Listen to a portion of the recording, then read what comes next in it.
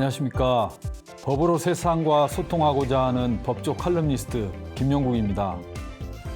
오늘은 이혼 이야기를 좀 해볼까 합니다. 결혼은 평생 한 번뿐인 경사다, 이런 말이 있었습니다. 하지만 현실은 어떨까요? 하루에 300쌍, 1년에 10만 쌍이 넘는 커플이 이혼을 결심하고 법원을 찾아옵니다. 최근 10년 사이에 연간 30만 쌍을 넘었던 결혼 커플이 20만 쌍 밑으로 줄어든 반면 이혼 인구는 꾸준히 10만 쌍 이상을 유지하고 있습니다. 이 중에는 20년 이상 살다가 헤어진 부부도 10커플 중에 4커플에 달합니다. 이렇게 이혼을 하시는 분들이 많은데 아직도 우리는 이혼에 대한 많은 오해 속에서 살고 있습니다. 그래서 이번 시간에는 이혼에 관한 오해와 진실로 한번 꾸며볼까 합니다. 첫 번째 오해입니다. 배우자가 집 나간 지 오래되면 자동으로 이혼이 된다. 제가 법원에 근무하는데 실제로 이런 이야기를 들었다면서 법원에 오신 분들이 많습니다. 결론부터 말씀드리면 배우자가 아무리 집을 나간 지 오래되더라도 자동으로 이혼되는 일은 없습니다. 남의 가정일을 국가라고 해서 함부로 결정할 수는 없겠죠. 가출한 지 10년이 됐건 20년이 됐건 자동으로 이혼되는 일은 없습니다. 다만 이혼 소송 사유가 될 수는 있겠습니다. 두 번째 오해, 이혼 서류에 도장만 찍으면 바로 이혼이 된다? 라는 이야기가 있는데 이 오해는 아마도 드라마를 많이 보신 분들 사이에 광범위하게 퍼져 있는 것 같습니다. 드라마 보면 보통 아내가 남편에게 서류를 내밀고 남편이 마지못해 도장을 찍습니다. 그런데 과연 도장만 찍으면 이혼이 될까요? 아닙니다. 그 이후에도 복잡한 절차가 남아 있습니다.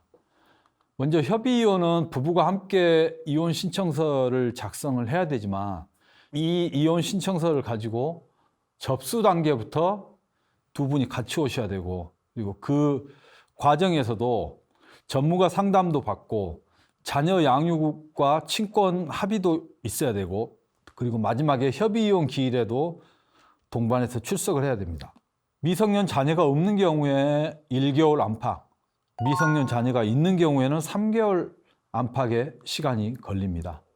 참고로 대한민국에서 이혼하는 방법은 크게 두 가지가 있습니다. 첫 번째 협의이혼, 두 번째 재판상 이혼이 있는데요. 서류에 도장을 찍더라도 협의이혼이 성립되기 위해서는 두 사람의 의사가 합치되었다는 것을 서류 접수 단계에서 그리고 마지막으로 협의이혼하는 법정에서 확인을 하게 됩니다. 이 확인을 거쳐야만 이혼이 됩니다. 반대로 재판상 이혼은 법에 정해진 이혼 사유가 있을 때 소송을 통해서 하는 절차이기 때문에 협의이혼과는 다소 차이가 있습니다. 세 번째 오해입니다. 이혼 위자료는 부르는 게 값이다 라는 오해가 있는데요. 이것도 언론을 통해서 보면 유명인들이 이혼 위자료로 수억 원을 받았다, 수십억 원을 받았다 라는 이야기가 있습니다. 과연 우리 같은 일반인들도 이혼 위자료로 수억 원을 받을 수 있을까요? 현실은 부정적입니다. 보통 1,000만 원, 2,000만 원 정도에 불과하고 그것도 한쪽의 잘못이 아주 큰 경우에만 해당이 됩니다. 위자료의 의미에 대해서 먼저 한번 살펴보겠습니다. 위자료란 혼인 파탄을 저지른 사람이 상대방에게 정신적 고통을 돈으로나마 위로하기 위해서 만든 금전이다. 이것이 바로 법원의 판례입니다.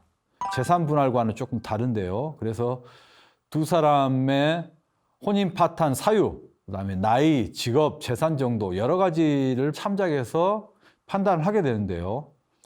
보통 한쪽의 잘못이 크다라고 했을 때 1,000만 원, 2,000만 원 선입니다.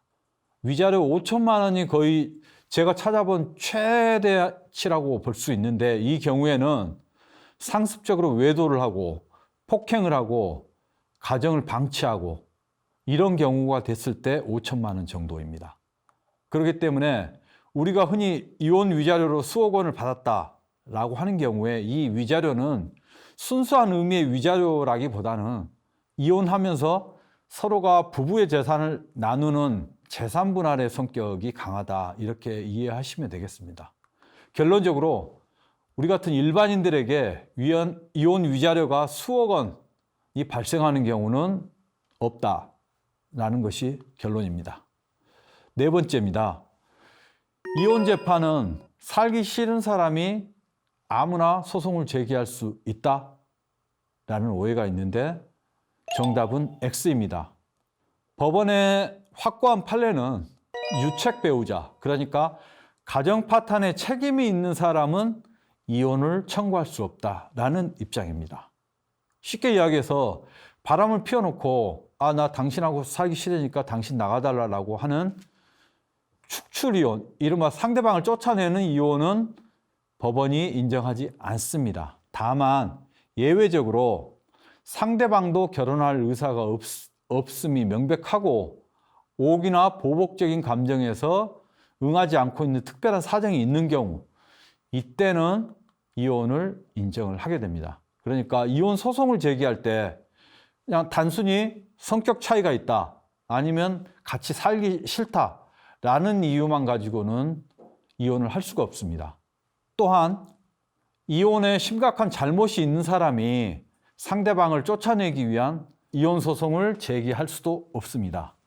이혼 소송을 제기할 수 있는 재판상 이혼 사유는 민법에 보시면 총 6가지 사유가 있는데요. 첫 번째가 배우자의 부정행위입니다. 본인의 부정행위가 아니고 상대방의 부정행위가 있어야 되고, 그다음에 두 번째로 배우자가 악의로 다른 일방을 유기한 경우입니다. 쉽게 설명해서 배우자가 장기간 가출했거나 연락이 두절됐거나 생활비라든지 양육비를 주지 않는다거나 이 경우에 해당이 되겠습니다. 세 번째로 배우자 또는 직계 전속으로부터 심히 부당한 대우를 받았을 때입니다. 예를 들자면 장인 장모로부터 폭언을 받았다거나 시부모로부터 학대를 받은 경우가 해당하는데요.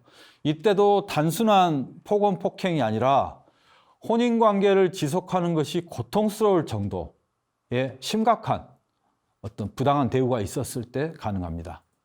네 번째가 자기 직계 전속이 배우자로부터 심히 부당한 대우를 받았을 때인데, 이 경우는 자기 부모가 배우자에게 폭행이나 모욕을 당한 경우를 생각할 수 있겠습니다. 그리고 배우자의 생사가 3년 이상 불분명할 때, 아까 서두에 말씀드렸다시피 오랫동안 가출했다고 해서 자동으로 이혼되지 않고 배우자의 생사가 3년 이상 불분명할 경우에는 이혼 재판을 제기할 수 있는 사유가 됩니다. 그러니까 이때는 생사를 전혀 확인할 수 없었을 때 이러한 상태가 3년 이상 계속되어야만 가능합니다. 그리고 마지막 6번째 사유인데요. 그 밖에 혼인을 계속하기 어려운 중대한 사유로 되어 있습니다. 이게 좀 추상적일 수 있는데 판례에서 인정하는 사유는 배우자의 어떤 파렴치 범죄, 예를 들자면 성범죄를 저질렀다든지 살인을 저질렀다든지 이런 경우가 해당되겠습니다. 그리고 자녀 학대, 알코올 중독, 도박, 그다음에 불치의 정신병이 있다. 이 경우에는 재판상 이혼 사유에 해당될 수 있겠습니다. 그렇지만 이러한 배우자가 범죄를 저지르고 술을 좋아한다고 하더라도 그 단순하게 그걸로 갈등이 생기는 경우로는 안 되고 더 이상 혼인 생활을 유지하기 어려울 정도로 심각해야만 이혼 사유로 인정됩니다. 그렇기 때문에 우리가 흔히 언론에서 말하는 성격차 이혼하는데, 성격차 이혼을 하기 위해서는 협의 이혼은 가능하지만 단순한 성격차로 재판상 이혼을 한다는 것은 거의 불가능하다, 이렇게 이해할 수 있겠습니다. 다음으로 이혼과 관련된 재산 문제인데요. 재산 문제는 이혼할 때 여자에게 불리하다, 이런 편견이 있는데 맞을까요? 그렇지 않습니다. 재산 문제는 크게 위자료, 양육비, 재산 분할로 나눌 수 있는데요. 위자료는 앞에서 설명해 드린 듯이 결혼 파탄의 원인이 있는 사람이 상대방에게 정신적 손해를 배상하는 돈입니다. 이것은 남녀 금액이 큰 차이가 없다고 보시면 됩니다. 양육비도 마찬가지입니다. 양육비는 아이를 키우지 않는 부모가 이혼하면서 아이를 키우는 부모에게 부모로서 성인이 될 때까지 지급하는 금전입니다. 이 금전은 경제 여건이 어렵더라도 반드시 지급하는 것이 원칙이고 경제 소득에 따라서 부모의 소득에 따라서 감안이 되기 때문에 남녀의 차이는 거의 없습니다. 제일 마지막에 중요한 것이 재산 분할인데요. 이 재산 분할은 결혼 생활 중에 갖게 된 공동재산을 서로 나누는 절차인데요. 여기서 가장 중요한 것은 남자 여자가 아니라 기여도입니다. 부부의 재산을 취득한 경위, 그다음에 이용 상황, 소득, 생활 능력, 결혼 기간을 토대로 하기 때문에 누구 명의로 재산이 되어 있냐 이거보다는 누가 얼마를 기여했느냐가 중요하고, 그렇다면 남편이 직장 생활을 하는 비율이 높기 때문에 남자에게 유리하지 않느냐라고 생각하실 수 있지만, 아내가 집에서 자녀 양육과 가사를 하면서 그리고 저축을 하면서 돈을 모았다면 양쪽 모두 재산 증식에 기여한 것으로 볼 수 있다는 것이 최근 판례의 흐름입니다. 최근 판례를 보면 여성의 재산 기여도를 인정하는 것이 100을 기준으로 했을 때 40에서 60 정도가 인정되는 게 절대 다수입니다. 따라서 재산 분할이 여성에게 불리하다, 이것은 일종의 편견이고 앞으로 여성의 기여도가 인정되는 추세는 더 높아질 수 있다, 이렇게 이야기할 수 있겠습니다. 재산뿐만 아니라 빚도 분할 대상이 됩니다. 특히 빚 중에서 일상가사 채무라고 하는데요. 생활비, 병원비, 그다음에 자녀 교육비 등은 누구 이름으로 대출을 받았는지 빚을 냈는지와 관계없이 부부가 함께 책임을 진다는 것도 기억하시면 좋겠습니다. 부부가 이혼을 하면서 간혹 상대방의 일기장이라든지 메일이라든지 문자라든지 스마트폰을 보는 경우가 있습니다. 부부 사이이기 때문에 허용이 될까요? 최근에는 이러한 사례로 형사처벌을 받는 경우가 많습니다. 이혼을 하기 위해서 상대방 배우자의 메일과 문자를 뒤져서 이것을 출력한 다음에 소송 자료로 낸 사람이 형사처벌을 받는 경우가 많습니다. 비밀보호법 위반이 될 수 있고, 또 인터넷이라든지 메일을 통한 것은 정보통신망법 위반이 될 수 있습니다. 그렇기 때문에 부부 사이, 애인 사이, 가족 사이에도 비밀이 있기 때문에 이것은 상대방의 이메일이라든지 개인정보를 열람하는 것은 용납될 수 없다는 것도 기억하시면 좋겠습니다. 결혼해서 한 부부가 평생을 행복하게 살면 좋겠지만 부득이하게 이혼 소송을 하게 되더라도 상처 없이 원만하게 잘 해결되는 그런 사회가 되었으면 좋겠습니다. 다음 강의에서 찾아뵙겠습니다. 고맙습니다.